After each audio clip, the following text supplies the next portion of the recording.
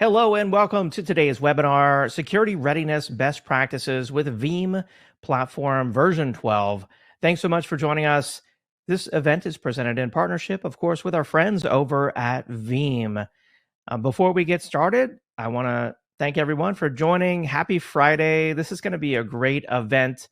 My name is David Davis of Actual Tech Media, and I'm serving as the moderator.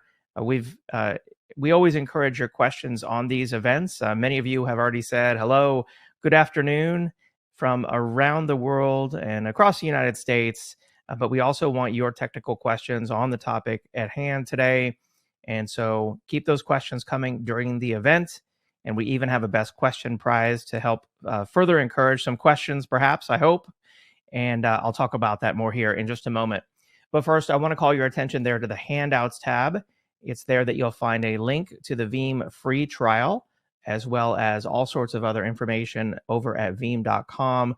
They've got great demos, technical resources, ebooks, all kinds of information. So make sure that you check out that link for the Veeam free trial in the handouts tab. At the end of the webinar, I'll be announcing the winner of our Amazon $300 gift card. If you're watching this event recorded, of course, that drawing has already occurred. The prize terms and conditions can be found right there in your handouts tab. And as I mentioned, we also have our best question prize for an additional gift card. This is a $50 Amazon gift card. That means you have to ask a question to be entered into the prize drawing, and we will be selecting the best questions and contacting the prize winner after the event. Winners must, of course, meet the Actual Tech Media prize terms and conditions. All right, so with that housekeeping information out of the way, it's now time to bring in today's expert presenter. Welcome to Mr. Matt Crape, who is a Senior Technical Product Manager from Veeam. Hey, Matt, it's great to have you back on the event here. I'm gonna now hand it off to you, Matt. Take it away. Hello, and thanks for joining me today. My name is Matt Crape. I'm a Senior Technical Product Marketer here at Veeam, and we're here to talk about security readiness best practices, both with things that you could do today, as well as what you'll be able to accomplish with the Veeam Platform V12 with its upcoming release. With the year quickly coming to a close and with the upcoming release of the V12 platform, we wanted to take the time to share some security best practices. Many organizations this time of year have change freezes coming up, or maybe they're defining their plans for 2023. Regardless of what the end of year process looks like for your organization, security should be an important part of that. We'll be talking about some security best practices which you can implement today. The session's broken down into guidance that any IT department can use right now, regardless of whether or not you're a Veeam customer. We'll also be touching on some best practices which can be implemented with Veeam Backup and Replication V11, along with some of the improvements in the upcoming V12 platform release. At the end of the day, especially as we head into the holiday season, we want to ensure that you have a secure and resilient infrastructure. So security is an iterative process. It shouldn't be something that we set up once and then we walk away from. I'm sure many of us have been in this situation. We've had an audit that was just performed, or maybe a new tool was deployed. Findings are then reviewed and corrective actions are taken when needed. Unfortunately, the process typically stops there. Security is something that needs to be continually revisited and reviewed. It should not be an action which was taken at a single point in time. As threat vectors increase and methods of intrusion become more sophisticated, we're seeing situations where security is being thwarted. In some cases, it's a matter of a fix is available, but just hasn't been applied yet. At the end of the day, the risks and the threats to your environment are relentless. Having a strong and up-to-date security posture is one of the biggest defenses against attackers. What worked as a defense yesterday may not work as a defense tomorrow. That's to say, we need to continually look at these things, make sure that they're working as we expect them to work, and make sure that we're secure. Over the last 10 years, the security industry has realized modern ransomware protection requires a layered security defense. While the initial attack vector hasn't really changed, with over 80% of email on the internet being spam, we've accepted that attacks will get through.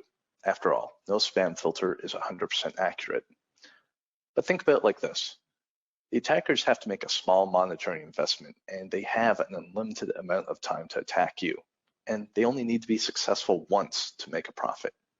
Defenders, on the other hand, have to be 100% accurate 100% of the time to avoid a costly breach. It's simply not possible. This is why security teams are investing in instant response tools and services to react faster once a breach is detected. A common criteria for success, however, is the restoration of data from a reliable backup to ensure that the data and the attack has been contained.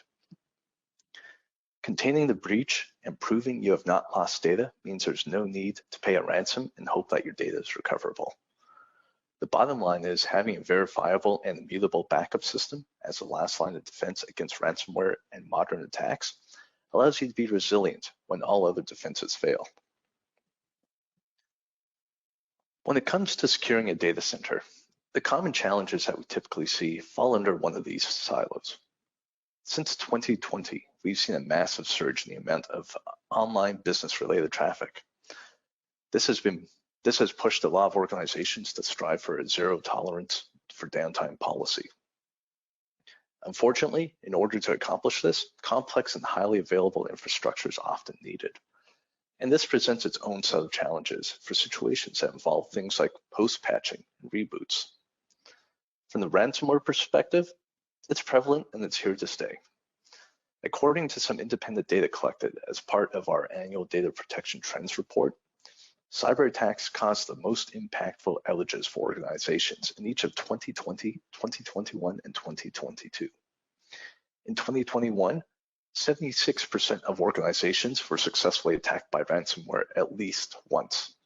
In 2022, when that same question was posed, 85% of respondents answered yes to that. Some of the challenges, though, when it comes to keeping data safe from ransomware, are things such as how long do you actually keep your data for to ensure that it's clean? It's not uncommon for ransomware to have a timer in there that says, you know what, only activate in 3 months or 6 months. So having backups that go that far back in time is critical, but there's also the storage component that comes with that. Do you have the capacity to store those, and are you able to store those securely?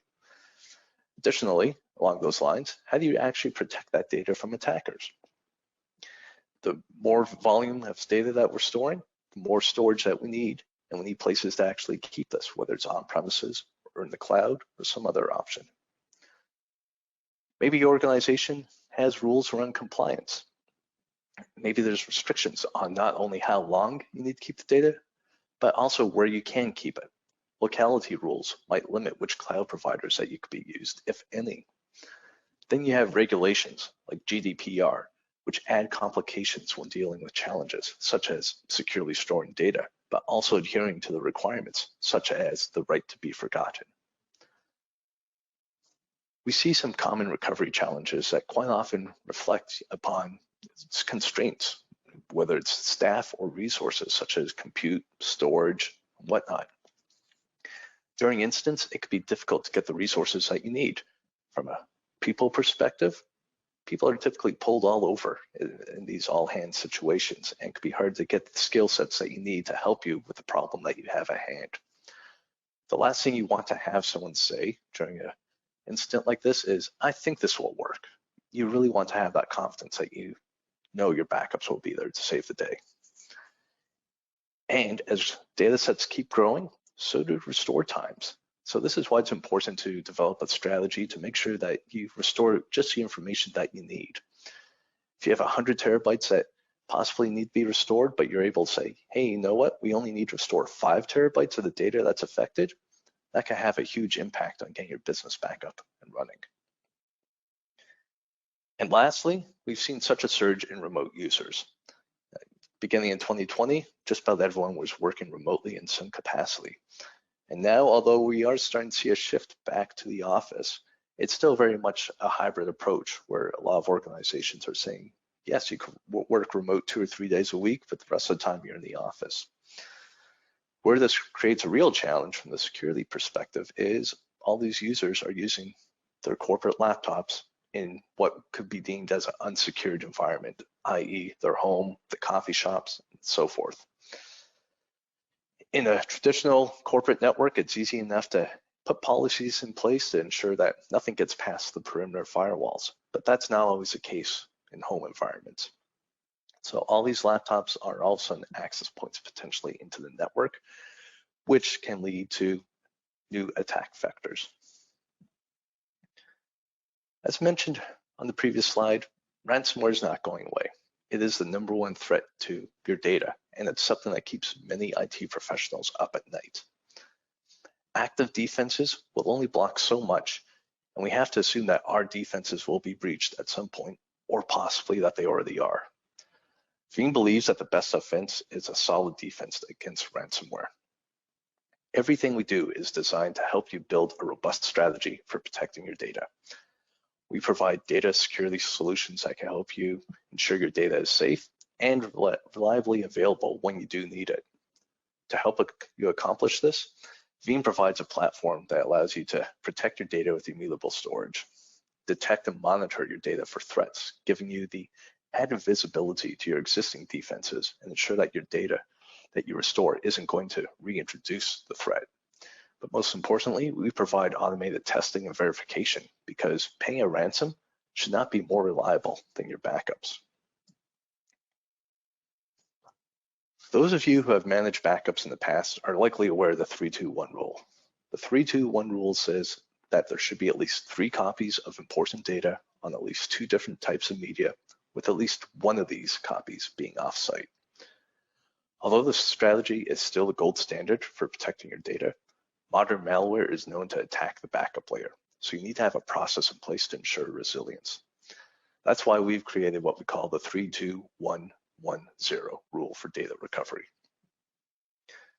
We recommend that in addition to the 3-2-1 rule, at least one copy of that data be resilient, either through being air-gapped, offline, or immutable. This is imperative for effectively defending yourself against ransomware. We've also added a 0 to the rule because automated backup verification ensures that your data is valid and usable for recoveries. You cannot recover data that has been captured or captured incorrectly, and you do not want to be finding this out while you're performing a restore. Testing and verification is never a fun task and is unfortunately one that gets skipped all too often. Common complaints and concerns usually revolve around the time needed to orchestrate recovery tests, or the lack of capacity or resources in the environment to use for testing. We'll dive into this a little bit later when talking about sure backup, as well as how we can perform tests at scale. As mentioned previously, one of the first steps to developing a successful business resiliency strategy for your data is to have a secure and protected environment. This includes not only your production workloads, such as virtual machines and physical servers, but also your backups. To start things off, let's talk about physical security. Some of this may seem like common sense, but malicious threat actors routinely gain access to networks by exploiting a gap in physical security. A great example is a situation where a threat actor shows up at an office under the guise of delivering packages. It's easy enough to place the large boxes on a receptionist's desks, and behind the stack and out of view, a USB thumb drive might be inserted into the receptionist's computer. In this example, physically securing that front desk machine from easy access could be something as simple as mounting it out of reach under the desk. Similarly, some organizations go as far as disabling USB ports in the computer's BIOS, physically disconnecting them from the motherboard, or filling the slots with something like epoxy.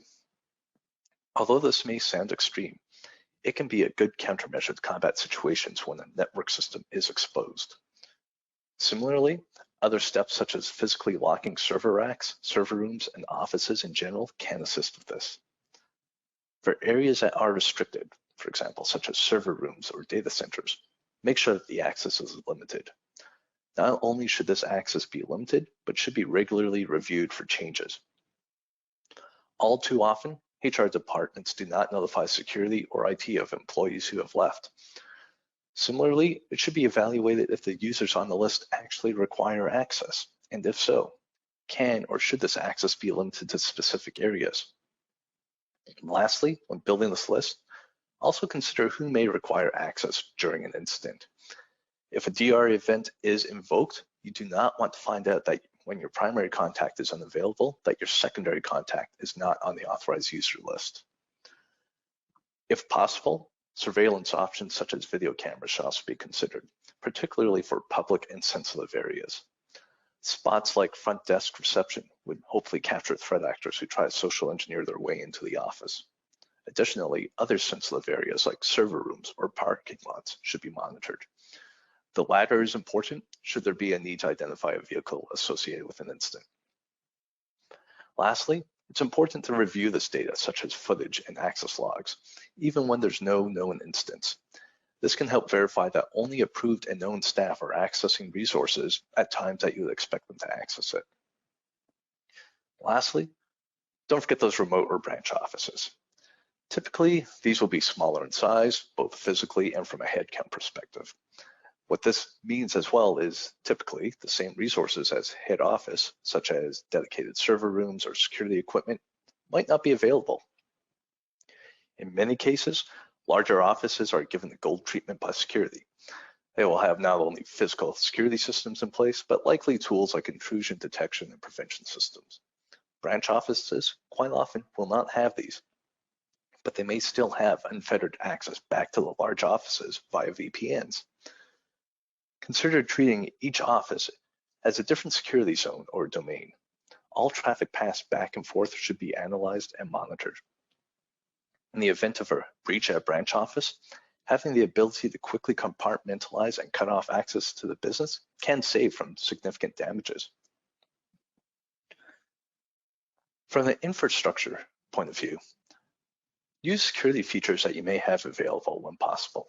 So for example, the trusted platform module chips, which are commonly available in most new hardware servers, and they do not cost a lot of money, but it will give you an additional layer of security that could be used. TPM 2.0 works for ESXi hosts, starting with vSphere 6.7 and newer. Take a look at, for example, your storage array. Are you able to use storage data at rest encryption?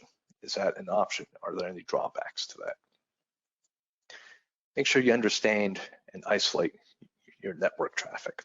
So this could be applied to a couple of different things. If you have out-of-band management, such as IPMI, IDRAC, or ILO interfaces, those should be on their own management network. The last thing you want to find is that during an incident, when your network is down, is that you still can't access your servers from the out-of-band management. Similarly, you should apply the principle of least privilege on these interfaces. If someone doesn't need access to these, they shouldn't be able to access it, plain and simple. Also consider what, if any, encryption is needed for your traffic on your network. Should your backup jobs be sending encrypted data? Similarly, if you're using network services such as SSH, ensure that strong hashing algorithms are used. Another thing you want to do is have a consistent lifecycle policy. What I mean by this is treat your workloads, whether they're physical or virtual, in the same manner. Make sure you patch them regularly, you protect them with required updates, or if there's firewall rules, as well as just make sure that they are adhering to your security requirements. When possible, use hardened templates. This allows you to deploy a security instance from the get-go, a secure instance from the get-go rather. So it's not a matter of deploying the OS, having it go in and run through a checklist to make something secure, when you could just have it secure right from the start. Additionally, make sure you remove any unneeded components. For example, on the Windows machine, if you're not using the IIS service, make sure that's not on there. Otherwise, that's just another attack vector. Even Microsoft has started taking this approach with their server OSs. You can now install the OS and only have a command line interface and no GUI, because that is a whole other attack vector. Getting a little more Veeam focused, you'll want to understand your availability requirements. One of the challenges I called out earlier was around achieving zero downtime. This could be critical, not just for your business related workloads such as e-commerce systems, but also for other workloads, whether it's security systems, for example. When developing an incident response plan, you should consider what other workloads need to be protected. For example, do you have a network intrusion prevention system that requires a high level of availability? For instances such as this, continuous data protection is a tool to consider. CDP allows administrators to create very granular restore intervals down to seconds by leveraging continuous replication. The level of protection is typically reserved for critical workloads, which need extremely low recovery point and recovery time objectives. Because we sometimes don't know how far back we need to recover from, for example, if we don't know if a system was infected with ransomware, CDP allows you to configure both short-term and long-term retention points. This really gives you the flexibility to roll back to a wide range of recovery points. One of the great things about this feature is the fact that it leverages VMware's vSphere APIs for IO filtering, also known as VIO. So these filters allow partners such as Veeam to read virtual machine data with little to no impact to performance. And these APIs and this usage is also completely supported by VMware. Another really cool thing about this is it gives you the ability to easily measure if you're hitting your SLA targets, so like your RPOs. If you start missing your replication points, Veeam Backup and Replication will start to generate warnings to advise you of this, and you can start your investigation. If you're not familiar with the term immutable as it relates to storage, it essentially means that once your data is written to disk, it cannot be erased until, or altered for that matter, until a specified period of time has elapsed. Why is this an important feature? Simple. It prevents changes from being written to your backup files. So let's use ransomware as an example. Once the malicious user makes its way onto your network, or the malicious code, it will start encrypting any data that it can find. If it somehow finds its way to your backup repository, then your backups will be inaccessible as they will be encrypted. Unless they are sitting on immutable storage, in which case the ransomware will not be able to alter the files, and therefore will not be able to encrypt them. Similarly, if you have a rogue employee who is looking to cause damage, immutable storage would prevent them from deleting the data. With V11, backups could be written directly to Linux repositories, which can leverage the immutable flag, which is part of the ext3 file system. As part of the deployment, Veeam Backup and Replication will leverage single-use credentials as part of the deployment. If you're not familiar with single-use credentials, these are credentials that are only used once to deploy the Veeam data mover, while adding it to a Linux server in the backup infrastructure. These credentials do not store the backup. These credentials are not stored in the backup infrastructure, so that backups will be safe even if the Veeam Backup and Replication server is compromised. For situations that require immutable storage at scale, V11 scale-up backup repositories can be used to achieve this. By using S3 compatible storage as the backing storage for these repositories, immutability can be set as part of the policy.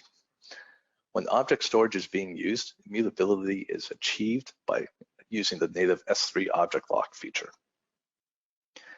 Today, capacity tiers can leverage S3 compatible storage, whether on-site or in the cloud. Archive storage tier can currently only be used by Amazon S3 Glacier.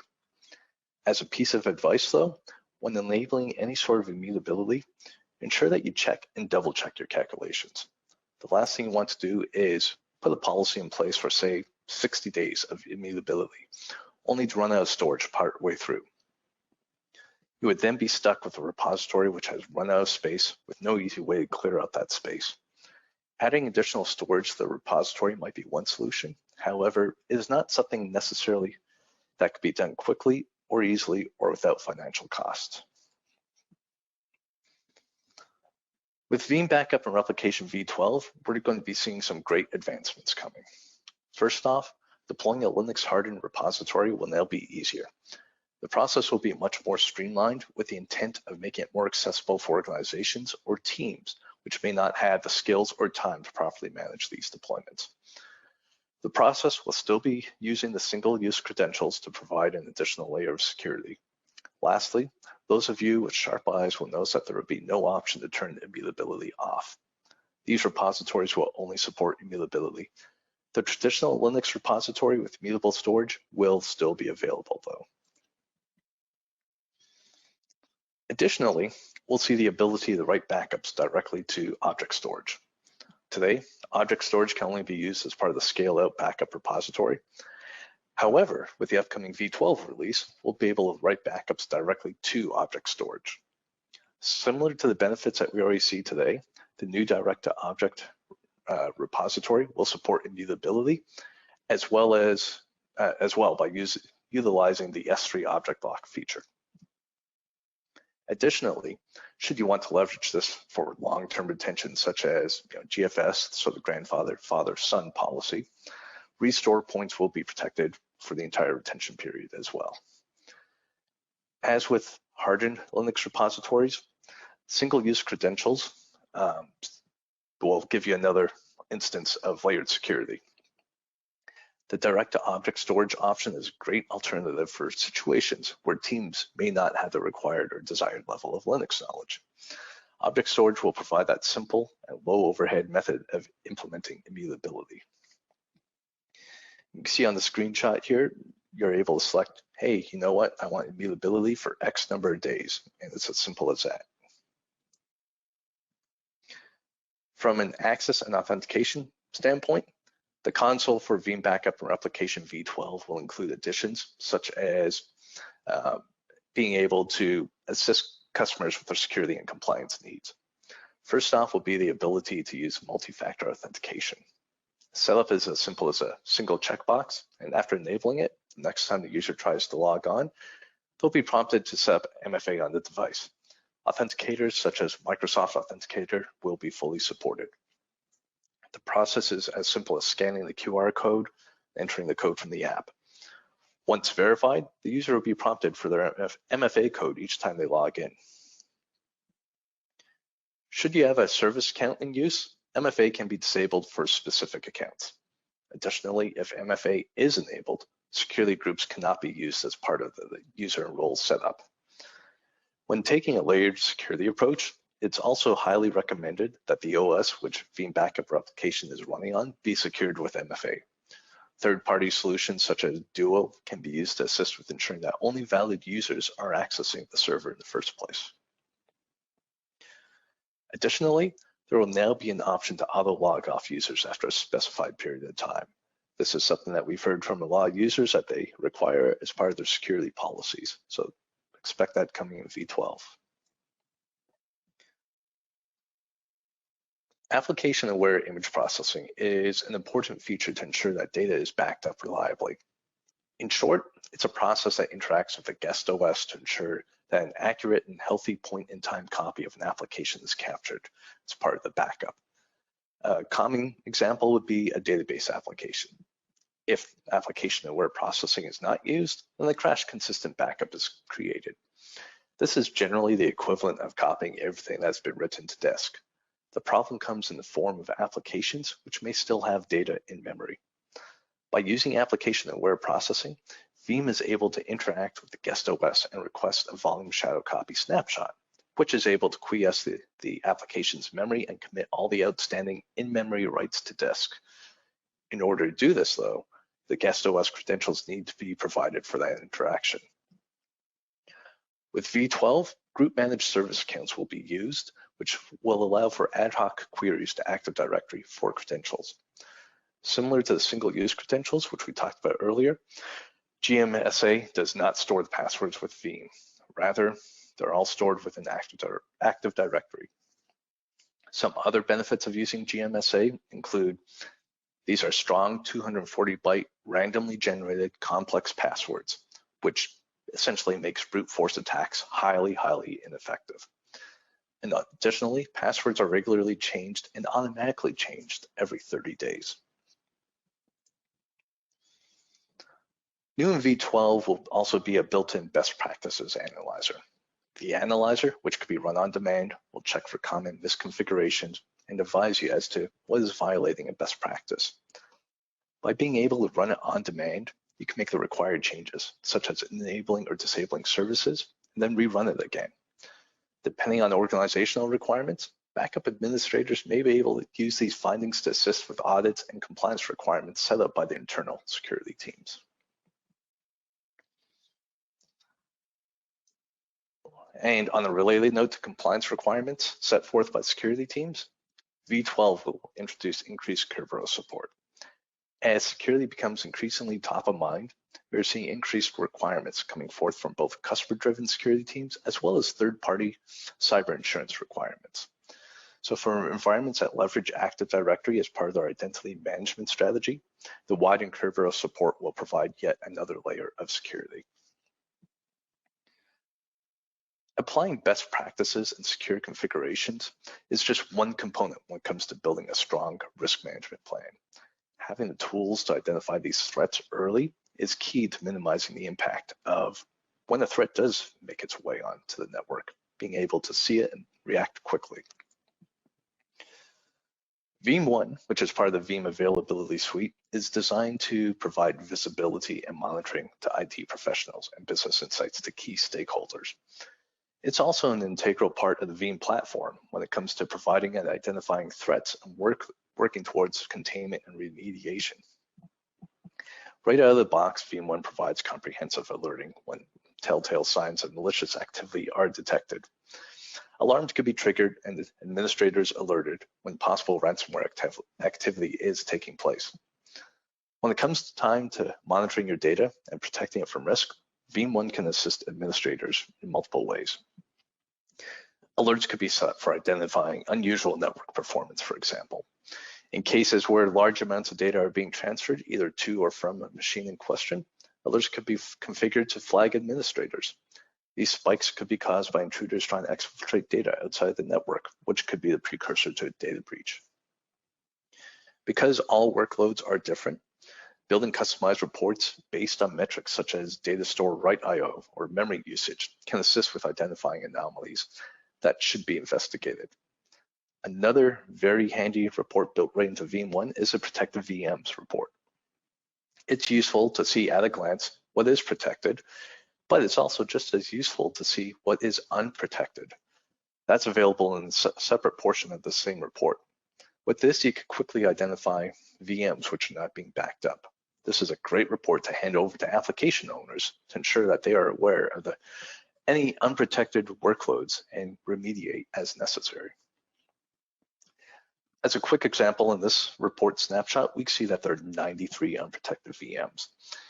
In addition to a report such as this, you could pull out a list of the unprotected VMs and hand it over, as I mentioned.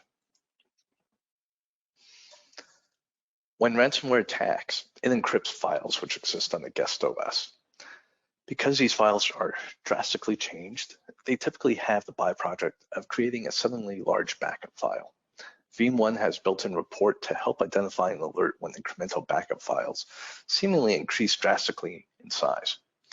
Because encryption is also a CPU-heavy task, high CPU usage levels can be another indication of a problem, particularly when there's a large volume of disk writes occurring at the same time.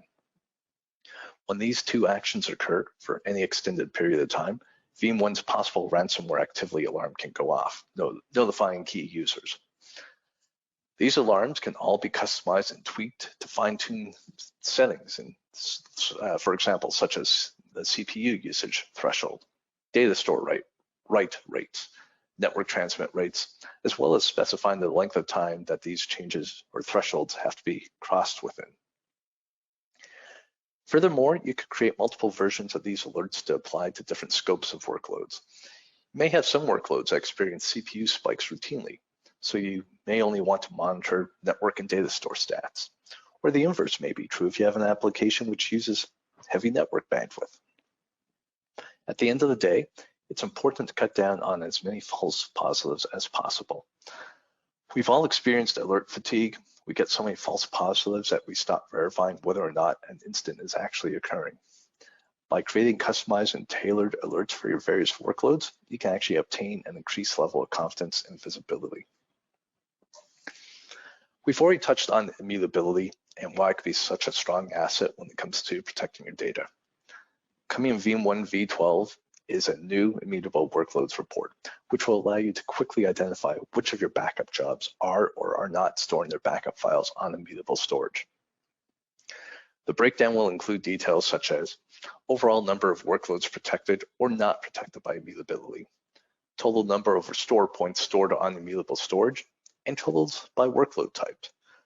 In the perfect world, all of your backups would be locked away safely on immutable storage. However, this is not always possible in the real world. This report can help you identify what backups are at the greatest risk, and if need be, you can use this as a discussion point when it comes to reviewing your protection strategy with some key stakeholders.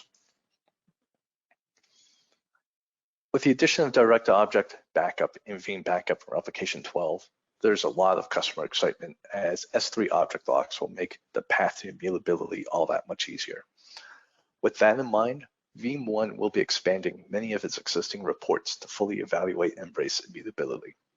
We've talked about ransomware detection and leveraging immutability, but we haven't touched base on malicious insiders. Regular auditing of jobs is an important step when it comes to providing a strong security stance. Being alert about a job's success or failures is something that many of us have taken for granted. An email shows up, we see that the job is successful, and we move on with our day. An area that many professionals don't spend a lot of time on is auditing for changes. Being able to pull up a list of when the backup jobs were altered and by who is something that should be done regularly as well. If a VM was removed from a job, it's important to understand who did that and why. Fortunately, Veeam 1 also has multiple audit jobs reports built into it as well. I've been talking a lot about identifying threats, typically from ransomware or threat actor. However, there is one other threat that the vast majority of organizations are aware of, but don't do enough about. I'm referring to testing your backups regularly. An untested backup isn't really a backup. After all, ultimately, it's the recovery that we care about. The worst time to realize that your backups failed is during a crisis. Backups are easy, but recovery is hard. And what I mean by that is there are a multitude of things that could go wrong during a recovery. Maybe application-aware processing wasn't turned on and critical database information was missed.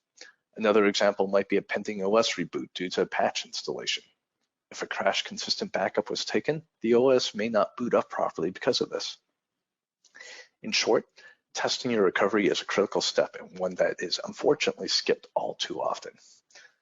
Back in 2010, Veeam introduced a feature called Sure Backup, and its premise is simple. Take your backups, perform a full-fledged restore in the sandbox environment.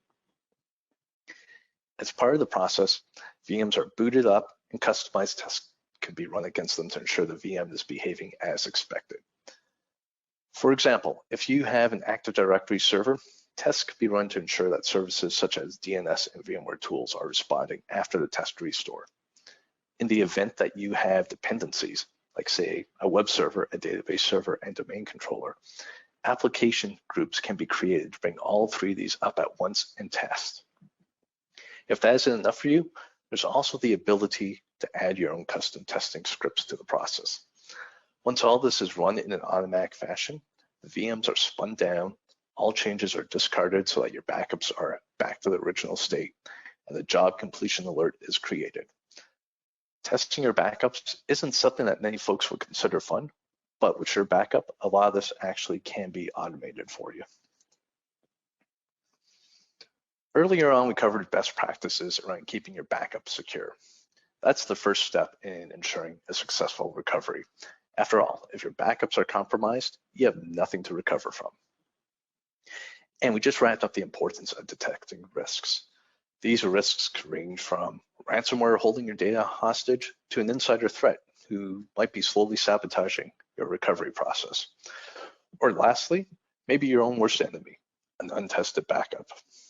Next up, let's talk about the most important part of any backup plan, the recovery portion. Without a way to recover, everything else is a bit of a moot point. With Veeam Backup and Recovery V11, there are 91 different ways to recover your data. To put this in context, back when I presented at VeeamON in 2018, this number was 57 for version 9.5. So why do I mention this? That's because Veeam is continually looking at ways to let you get your data back up and running. As technologies change, Veeam is continually looking at not only how to protect those workloads, but we also want to give you the flexibility to recover the data that you need where you need it. With this many options, there's a ton of flexibility. But with that, it's important to also understand the freedom from vendor lock-in provided by data mobility. Data mobility is something that's top of mind for a lot of enterprises. Why is it so important? Well, for starters, nobody wants to be locked into a specific cloud or vendor. Having flexibility to choose where your data is restored to is one of Veeam's strengths and is something that we are continually innovating on. Sometimes we might have to restore to new locations with very short notice. Many people are surprised that during a ransomware attack, law enforcement can actually seize an entire data center as evidence. This essentially creates that smoking hole scenario, but you can still see the building. Scenarios like this is why it's important to understand how Veeam's data mobility approach can get you back up and running quickly. Additionally, this portability is not just restricted to virtual machines. For example, Veeam Backup and Replication has the ability to take a backup of a physical machine created by a Veeam agent and restore it to Microsoft Azure. This in of itself has many implications. For example, if your physical host has been seized or has experienced a hardware failure, you don't need to wait for a replacement host to arrive to get the workload up and running. If your organization is looking at cloud migration strategy, restoring a backup to the cloud could be an easy win. At the end of the day, proper recovery planning is key. Where things get really complex, though, is when it comes time to develop, test, and execute an entire DR plan. As I mentioned earlier, the worst time to realize your backups failed is during a crisis. Sadly, a crisis also seems to be the time when teams realize that there are holes in the recovery plan. Sure, backup is a great way to test a subset of your backups, but there are many other components involved with truly testing and verifying your backups. Tasks such as creating documentation or performing full restores at scale and measuring your recovery time objectives. Testing, verification, automation, and orchestration are requirements to ensure a fast, secure, and reliable recovery. Unfortunately, many organizations do not have the resources readily available to cover these requirements. With the upcoming release of Veeam Disaster Recovery Orchestrator V6, Veeam provides the ability to create and maintain a comprehensive recovery plan and stress test that plan to give you and your leadership confidence in your strategy. Veeam Disaster Recovery Orchestrator is designed to be a vital tool in your tool belt when it comes to addressing the challenges with ensuring your fast and secure recovery. It leverages the best practices that we've talked about with Veeam Backup and Replication and Veeam One and takes things to the next level. From the DR perspective, VDRO can create dynamic documentation or update existing documentation for all of your DR plans. Additionally, Veeam Data Labs are leveraged for zero impact testing, which allows you to fully test restore plans in a completely sandboxed environment. This also means that you can reliably test your recovery time objective to know with confidence that you'll actually be able to meet your SLAs. When it comes to orchestration, custom tasks and sequences can actually be defined, allowing you to bring workloads up in specific orders and restore to specific locations, whether the original location, such as an on-prem vSphere installation, or to a new location, such as within an Azure instance. It also brings, as I mentioned, flexibility with regards to restore locations, which is a key requirement for DR, as we can't assume that the source location is still available. Using VDRO, plans could be created to bring workloads up in net new locations. So features such as Cloud DR, it will allow you to restore a virtual machine or workloads protected by Veeam Agent directly to Azure in the event that your physical data center is unavailable. In the event that you have ample capacity within your vSphere environment, Orchestrator can automatically recover your physical or agent backups directly to your vSphere environment. And lastly, we've got Clean DR, which in order to ensure that you're not restoring a backup which contains threat, Clean DR can actually scan restore points as part of the recovery process to ensure that the data that is being restored does not contain that malicious code or the threat vector that initially brought you offline. When combined, Veeam Backup and Replication Veeam One and Veeam Disaster Recovery Orchestrator provide a comprehensive platform that can provide peace of mind for your data security and recovery needs. Together, these tools provide automated testing and recovery for every workload and the ability to stage workloads prior to recovery to ensure that data is clean and everything works as expected. The net result of all this is that you're able to achieve reduced risk by providing DR for all the applications that you want to protect. You're able to maximize the uptime by having these automated failover plans kick in when needed. And you're able to, importantly, prove compliance to your key stakeholders by saying, yes, you know what, we've tested this. We were able to bring up this entire plan within X number of minutes. Veeam Disaster Recovery Orchestrator can also save you time by automating your documentation, which is a task that very few of us enjoy doing. It'll let you create no-touch scheduled DR tests, being able to say, you know what, let's test this plan at 11 p.m. on a Friday night. You don't need to be sitting there watching it going through. It will do this automatically for you. And lastly, as mentioned, allowing verification of applications, being able to take your entire plan, whether it consists of 1, 3, 5, 20 VMs, whatever it is, bring it back up and actually verify, yes, all those services are talking and working as expected. And lastly, it will let you restore the confidence, right? You'll be able to prove your DR preparedness through the reporting that this generates. And you'll be able to avoid RPO and RTO violations because with the valid testing, you'll know that you'll be able to hit those targets beforehand. Security should be top of mind for every organization. Things are by no means getting safer as attacks get more sophisticated.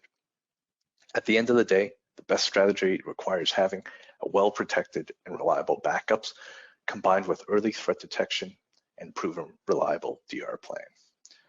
So with that, I've come to the end of the presentation here, and I'll open up for Q&A. I see that there's already a couple of questions in here, so let me go through these. So the first question, you mentioned that Sure Backup allows for custom testing. Where can I find more information on that? So yes, Sure Backup allows you to create your own custom scripts, which you can use variables for things such as IP addresses. If you say, hey, when this machine comes up, make sure it's listening at, on this IP address, you can specify a port and a command. We've actually got a KB that details a lot of this and branches out into a whole bunch of other documentation, and that KB number is 1312. Is there an ideal schedule that you should be testing a DR plan? Since these are more complicated than testing backups, that could be quite disruptive. Okay, so this is a great question, and putting my IT consultant hat on, the answer, of course, is it depends. The reason why it depends is because every organization is different. There are varying risks that they are willing to take, whether or not you agree with those or not, and the impacts due to a system outage can vary wildly. So some organizations might lose millions of dollars for each hour of downtime, while others might not lose anything. Decisions like these are important to have with your key stakeholders and businesses. Bring it up as a discussion point. It's a great opportunity to A, understand your business better. Why do they or do they not care about this? And B, it's a good chance to educate the stakeholders to the risk, to make them aware of things that they may not be previously aware of. Another question here. Is there a list of supported antivirus programs with regards to Clean DR and Sure Backup? Yes, so out of the box configurations are provided for the Semantic Protection Engine, ESET, Windows Defender, and Kaspersky Labs V10 and V11. Our Help Center actually has some documentation on how you can add other vendors as well. You can actually create XML files and put it in there, and there's support available for those. So with that, I am going to wrap this up. I'll be sticking around a little bit longer to handle some more Q&A in the chat. But thank you all very much for joining me today. And hopefully this is first step towards a safer, more secure environment.